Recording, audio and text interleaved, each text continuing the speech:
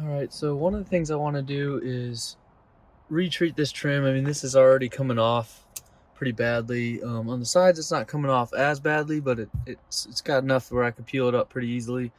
And so what I think I'm going to do is go ahead and peel this up now, just in my hand if it'll come off, and prime it, then hit it with some paint and some clear coat and see how that looks. So let's see if I can't get this.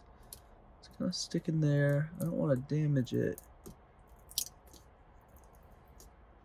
So I may have to get my razor scraper back out.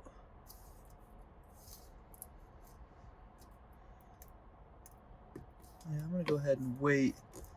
I don't want to bend it too much. I'm gonna grab a screwdriver for that screw and just a razor scraper to get underneath there a little easier. So I went ahead and pulled this screw off just with a regular old screwdriver, and I also found under the e-brake, in addition to 10 cents, a couple of other screws that the previous owner left in here, so that's kind of neat. I'll hang on to those and see if I can't find a place for them. Looks like a couple of them are about the same as the one I just pulled off, so maybe they can find their way into these other holes. And actually, I'm gonna go ahead and pull these top two screws as well while I'm in here with the screwdriver, because I'm gonna go ahead and have them out when I go to replace this piece. I guess it may be easier if I peel the vinyl out first. So let me go ahead and flip the razor around to the sharp edge and get that out. I've got this vinyl released from the dash, or I don't know what to call that, where it was. You can see it was just held in by a few spots of glue and maybe originally pinched down a little bit by those screws. So got this piece off. It's not too badly bent. I mean, my plan is to super glue it back down anyway. And so I think if I put glue in the right places, it should lie relatively flat, especially if I sort of roll it on there and then let it set up nice before it sees too much heat or anything. So I'm gonna finish pulling these last two screws out. I wonder if that's not gonna actually let me get up underneath here.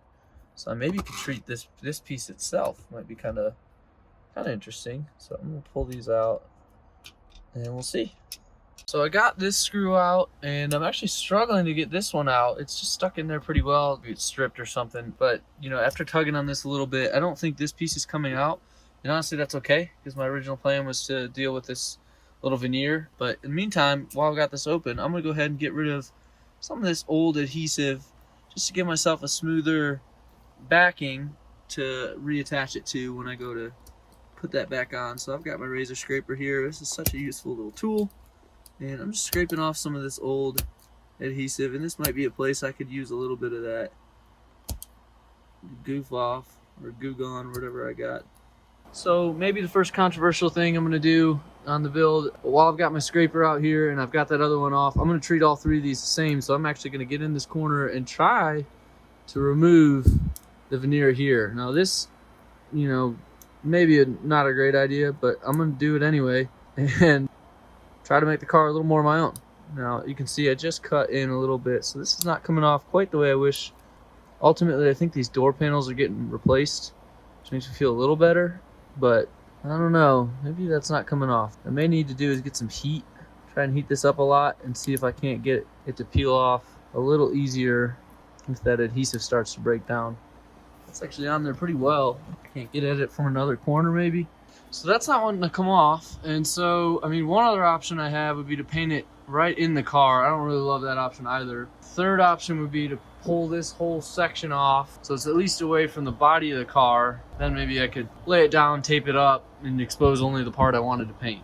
Alright, so we're ready to go ahead and paint this. Now, one thing I found kind of interesting about this insert is it's not just veneer, it seems to be thin metal. So it's kind of nice for me because it'll hold its shape as I sort of bend it back into shape, which is good news, I think. I think it'll hold down pretty well when we go to glue it back in. Now I've got just some primer, some semi-gloss white. I actually want this to be shiny, and then some clear gloss, all from Rust-o-leum. So I'm going to start by priming this just to try and help it take paint a little better, since it's sort of a funny texture. All right, so primer, here we go.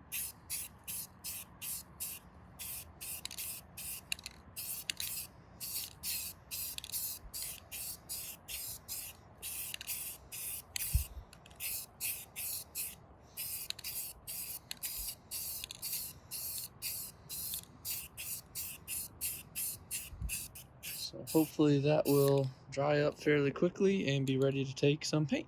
All right, so I had sort of a last minute change of heart versus the white. I think, at least for the center console, I'm gonna go a little bit different and go for sort of this outrun or vaporwave aesthetic. I know that actually the car predates that, but I think it might be kind of fun. Just put a tiny bit of color inside all the black interior. And so I've got two of my favorite Rust-o-leum colors. So I've got what is it called, Seaside and Coral. And I'm gonna try to do a fade from the Coral down to the Seaside and then still seal it in that, that clear coat to give it just a little more resilience against wear and tear from everyday use. If I don't like it, ultimately I'll rip it back out of the car, paint it white, and call it a day. I'm gonna go a little bit further than I want the Seaside to actually show because I'm gonna fade back in with that Coral. So I'm gonna go ahead and grab my Coral and come over to the other side for a more natural fade and give it just a little bit of a feather in. I may actually wish to do the Coral first and come back with the Seaside. Now it's looking like it may not have given that primer enough dry time. Because what I'm seeing is down here in the corners, a little bit of bubbling, a little bit of weird artifacts where could be the case that some of that primer is making its way back in. I'm actually gonna grab my regular old white and speckle this just a little bit. It'll kind of cover up some of those artifacts. So if I just barely press this, it should give me sort of a little bit of a starry effect on top of this. It's just kind of fun. Again, I'm just barely pressing that nozzle. A little more than I wanted, so I'm going to go back and fight some of these down here with the blue. And let's go ahead and move this off of its current position just very carefully from the bottom and see. So it's looking okay. I don't really like how purple it looks through the center, so I'm going to hit that again with this Coral. I'm going to come back through here,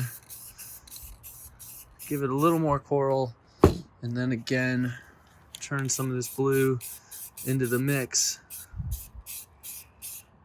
Ultimately that's looking kind of the same, but it's just a little give and take here. Try to find that sweet spot and grab my white and redo our little stars effect.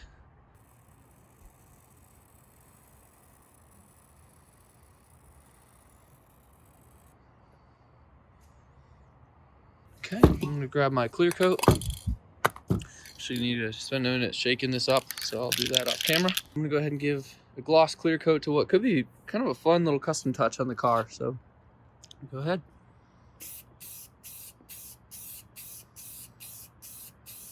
I'm just trying to be as even with coverage as I can here, not to allow it to pool in any one spot. I'm actually gonna rotate around to the other side and hit it.